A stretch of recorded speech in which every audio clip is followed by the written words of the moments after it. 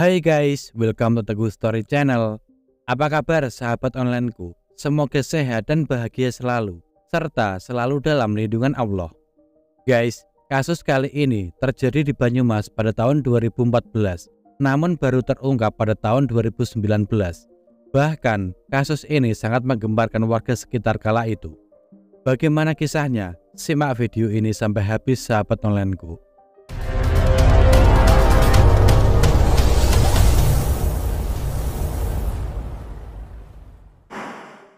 Kamis 22 Agustus 2019 adalah hari yang sangat mencekam bagi warga Karanggandul, Desa Pasinggangan, Banyumas, Jawa Tengah, di mana seorang laki-laki bernama Rasman berusia 63 tahun bekerja membersihkan rumput di belakang rumah Mbah Misem. Tanpa diduga sebelumnya, Rasman menemukan 4 kerangka manusia dewasa pada jam 11 hari itu. Awalnya, Rasman ingin melaporkan langsung penemuannya itu ke perangkat desa setempat. Namun dikarenakan ia belum mencari rumput untuk hewan ternaknya, Rasman lantas menguburkan kembali ke-4 kerangka tersebut. Rasman baru menceritakan hal itu kepada perangkat desa setempat pada hari Sabtu 24 Agustus 2019. Hingga akhirnya perangkat desa langsung meneruskan laporan itu kepada pihak kepolisian. Pihak kepolisian yang mendapat laporan tersebut segera mendatangi lokasi dan melakukan pemeriksaan di tempat. Setelah dilakukan pemeriksaan, ke-4 kerangka tersebut ternyata masih mengenakan pakaian. Selain itu, polisi juga menemukan 1 buah tabung gas LPG 3 kilo, sekop, cangkul, besi, handphone, sepatu, dan kayu yang dikubur bersamaan dengan ke-4 kerangka tersebut.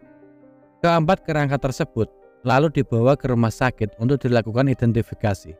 Setelah dilakukan proses identifikasi, diketahui kalau ke-4 kerangka tersebut adalah milik Supratno berusia 51 tahun, Sugiono berusia 46 tahun, Heri Setiawan berusia 41 tahun, dan Vivin Dwi berusia 22 tahun. Dengan demikian, pihak kepolisian menduga kalau ke-4 kerangka tersebut adalah korban pembunuhan. Sebab posisi lubang kubur terlalu sempit untuk pemakaman.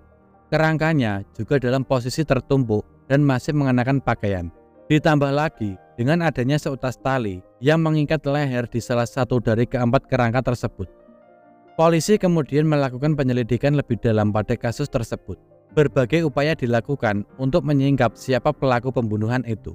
Hingga akhirnya polisi berhasil menemukan sidik jari dan DNA di gagang sekop yang terkubur bersama kerangka itu. Sekop itu diduga digunakan oleh si pelaku untuk menguburkan ke-4 kerangka tersebut. Berdasarkan bukti yang ditemukan, pihak kepolisian berhasil menangkap para pelaku, yakni Saminah berusia 53 tahun yang merupakan anak kedua Mbah Misem. Selain itu, polisi juga menangkap ketiga anak Saminah, yakni Ahmad Saputra berusia 27 tahun, Irfan Firmansyah berusia 31 tahun, dan Sania Raulita berusia 34 tahun. Dari sinilah akhirnya terkuak kronologi yang sebenarnya. Mbah Misem berusia 76 tahun. Awalnya, Mbah Misem tinggal di Jakarta. Akan tetapi, setelah suaminya meninggal, ia memutuskan untuk tinggal di Desa Karanggandul, Desa Pasinggangan, Banyumas, Jawa Tengah. Mbah Misem adalah seorang janda yang memiliki 5 orang anak. Anak pertama bernama Supratno, anak kedua bernama Saminah, anak ketiga bernama Sugiono, anak keempat bernama Edi, dan yang kelima bernama Heri. Diketahui, Edi yang merupakan anak keempat tinggal bersama istrinya di daerah Kalibangor, Banyumas, Jawa Tengah. Meskipun tinggal terpisah dengan Mbah Misem, Edi sering berkunjung ke rumah Mbah Misem hanya untuk sekedar memberi uang ataupun memberi makanan. Diketahui, Mbah Misem menempati lahan seluas 298 meter persegi bersama dengan anak-anaknya. Lalu pada tahun 2000-an, Saminah memutuskan untuk membangun sebuah rumah di atas tanah Mbah Misem yang hanya berjarak 5 meter dari rumah Mbah Misem. Di rumah itulah Saminah tinggal bersama dengan ketiga anaknya, Ahmad Saputra, Sania Raulita, dan Irfan Firmansyah. Sedangkan Mbah Misem tinggal dengan 3 orang anak dan 1 cucu, yaitu Supratno dan Vivin Dwi anak Supratno, Sugiono, dan anak kelima Mbah Misem yaitu Heri. Diketahui, Mbah Misem dan keluarganya dikenal cukup tertutup dan hampir tidak pernah bersosialisasi dengan warga sekitar. Meskipun begitu, warga memakluminya. Karena sebelumnya keluarga Mbah Misem telah terbiasa hidup di Jakarta sehingga jarang bersosialisasi dengan warga sekitar. Bahkan kalau ada orang yang masuk ke pekarangan rumahnya saja bisa jadi masalah. Halaman rumah juga dipasangi besi satu agar tidak dipakai untuk parkir kendaraan. Kejadian sebenarnya bermula dari pertikaian dan perebutan harta warisan tanah milik Mbah Misem. Saminah yang sudah membangun rumah di samping rumah Mbah Misem seringkali mendapatkan perlakuan tidak enak dan kata-kata yang menyakitkan dari saudara-saudaranya. Selama beberapa tahun terakhir, Saminah dan ketiga saudaranya sering terlibat cekcok terkait dengan penggunaan harta milik orang tuanya. Hal itu selalu dan selalu saja terjadi. Anak-anak Saminah kerap kali ikut campur dengan percekcokan itu, sebab mereka menganggap sang ibu selalu dicecar oleh ketiga pamannya. Hati Saminah semakin tidak tentram saat ada orang dari bank yang datang memfoto-foto tanah dan rumah milik Saminah dan milik Mbah Misem. Saminah mengira kalau tanah tersebut akan dijual oleh saudara-saudaranya. Hal ini memicu amarah Saminah. Ia merasa cemburu dengan saudara-saudaranya lantaran Saminah menilai Mbah Misem telah berlaku sangat pilih kasih. Setiap kali Saminah menerima ucapan-ucapan yang melukai hatinya, anak-anak Saminah ikut merasakan sakit hati dan sangat marah melihat ibunya diperlakukan seperti itu. Sejak saat itu, mereka bertiga diam-diam merencanakan pembunuhan terhadap paman-pamannya tersebut. Hingga akhirnya pada tanggal 9 Oktober 2014 siang hari, Saminah mengajak Mbah Misem ke rumahnya untuk dirawat. Dan kebetulan saat itu Mbah Misem merasa tidak enak badan. Di saat yang sama, dua anak Saminah, Irfan dan Putra, masuk ke rumah Mbah Misem dan mendapati Sugiono sedang mandi. Ketika Sugiono keluar dari kamar mandi, Sugiono langsung dipukul menggunakan besi bekas dongkrak tepat di bagian kelapanya. Tak hanya itu, Putra kembali memukul Sugiono dengan tabung gas LPG 3 kilo hingga Sugiono menjerit dan meninggal dunia.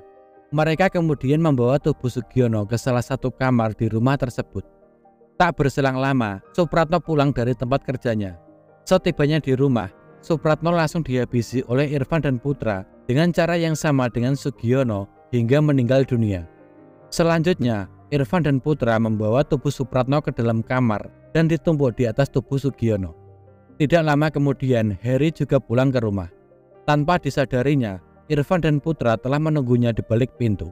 Begitu Heri masuk ke dalam rumah, Irfan dan Putra juga melakukan hal yang sama seperti yang mereka lakukan pada Sugiono dan Supratno. Heri pun juga ikut meninggal dunia dan tubuh Heri juga diperlakukan dengan cara yang sama seperti yang dialami kedua saudaranya. Sebenarnya, saat Irfan dan Putra menghabisi korban pertama dan kedua, Mbah Misem sempat mendengar tangisan dan teriakan dari para korban. Saat itu juga, Mbah Misem merasa curiga dan mencoba memasuki rumahnya melalui pintu samping. Namun aksinya itu lebih dulu ketahuan oleh Irfan, hingga akhirnya Irfan menutup mulut Mbah Misem hingga pingsan. Kemudian Mbah Misem digotong Irfan serta Putra kembali ke rumah Saminah. Saat itu, Irfan berniat ingin menghabisi nyawa neneknya, namun dilarang oleh Putra sehingga sempat terjadi perdebatan di antara keduanya. Mereka juga mengatakan kepada ibu mereka akan keinginannya itu. Akan tetapi, Saminah menolak keinginan Irfan tersebut, sebab Mbah Misem merupakan ibu kandungnya. Setelah menghabisi 3 orang target utamanya, Irfan dan Putra yang saat itu mengetahui jadwal kepulangan saudara sepupunya yang kuliah di Purwokerto, bergegas menghubungi Vivin Dwi melalui pesan singkat untuk tidak cepat-cepat pulang sehingga ia tidak menjadi korban selanjutnya. Akan tetapi, pesan singkat itu ternyata tidak dibaca oleh Vivin karena tidak berselang lama Vivin sampai di rumah itu. Tidak mau ambil resiko dan takut aksi mereka ketahuan, Irfan dan Putra terpaksa melakukan hal yang sama dengan ketiga korban sebelumnya terhadap saudara sepupunya sendiri. Malam harinya di hari yang sama, keempat korban tersebut dikubur di belakang rumah Mbah Misem dengan lubang berukuran 1,5 meter x 1,2 meter dengan ketebalan 40 cm. Keempat korban dikubur dalam keadaan masih mengenakan pakaian yang lengkap. Semua barang-barang yang digunakan untuk menghabisi mereka juga ikut dikubur. Setelah kejadian itu, Mbah Misem dilarang pulang ke rumah oleh Saminah serta anak-anaknya selama kurang lebih 1 bulan. Dan selama itulah, anak-anak dari Saminah, Irfan dan Putra membersihkan rumah tersebut dari bekas-bekas tragedi tersebut. Sedangkan Sania, anak pertama Saminah, bertugas membantu menjualkan sepeda motor milik Supratno. Setelah kejadian itu, Edi yang tinggal terpisah dari saudara-saudaranya mulai bertanya-tanya. Sebab setiap kali ia datang mengunjungi sang ibu, Edi tidak pernah berjumpa dengan mereka. Bahkan, Edi juga berusaha mencari mereka ke tempat-tempat kerabatnya yang jauh seperti di Jakarta dan di Sidoarjo. Bahkan Edi juga sempat ke Purwokerto, di mana keponakannya Vivin kuliah. Ia menanyakan kepada teman-teman Vivin, namun ia masih tidak mendapatkan keterangan di mana Vivin dan ayahnya berada. Selain itu, Saminah juga mengatakan kepada Edi bahwa keempat orang itu pergi merantau keluar kota. Selama 5 tahun, Mbah Misem yang meyakini ketiga anak laki-laki dan cucunya ini pergi merantau, selalu berharap mereka pulang setiap hari Lebaran tiba. Bahkan, setiap hari Lebaran, Mbah Misem selalu memasak makanan yang cukup banyak dan enak-enak, berharap Mbah Misem bisa berkumpul dan makan-makan bersama dengan anak serta cucunya itu. Hingga akhirnya, penantian Mbah Misem selama ini berakhir pada tanggal 24 Agustus 2019 dengan ditemukannya 4 kerangka manusia di pekarangan belakang rumah kediamannya. Sidang pertama kasus ini digelar di Pengadilan Negeri Banyumas pada tanggal 5 Februari 2020. Edi, anak keempat Mbah Misem, berharap keempat pelaku agar dihukum seumur hidup. Menurutnya, jika mereka tidak dihukum seumur hidup, mereka bisa mencelakai dirinya juga ibunya Mbah Misem. Saat persidangan berlangsung, Saminah dan ketiga anaknya sangat kooperatif dan mengakui semua perbuatannya.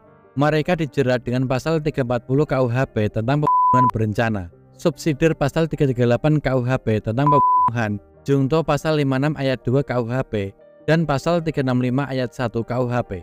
Lalu pada tanggal 6 Mei 2020, Majelis Hakim Pengadilan Negeri Banyumas menjatuhkan hukuman penjara seumur hidup terhadap Saminah, Irfan, dan Putra. Sedangkan terdakwa Sania dijerat dengan pasal 363 KUHP tentang pencurian dan dijatuhi hukuman penjara selama 1 tahun karena terbukti menjual motor milik Supratno. Semoga keempat korban dalam kasus ini diampuni dosa-dosanya, diterima amal ibadahnya, dan diterima di sisi Tuhan Yang Maha Esa, serta keluarga yang ditinggalkan diberikan ketabahan yang sebesar-besarnya. Sekian dari kisah ini. Bagaimana menurut sahabat onlineku tentang kasus ini? Bisa komen di bawah. Dan semoga kita bisa mengambil hikmah dari kasus yang aku bawakan hari ini. Bagi yang belum subscribe, bisa tekan tombol subscribe, like, komen, dan share, serta nyalakan lonceng notifikasinya agar sahabat onlineku tidak ketinggalan video dari aku selanjutnya. Tetap jaga kesehatan, berhati-hati dalam setiap aktivitas. Dan juga yang mau request tentang kasus-kasus yang ingin aku bawakan, bisa DM di Instagram Teguh Story Channel atau bisa juga komen di bawah. Sampai jumpa lagi di video selanjutnya. Terima kasih.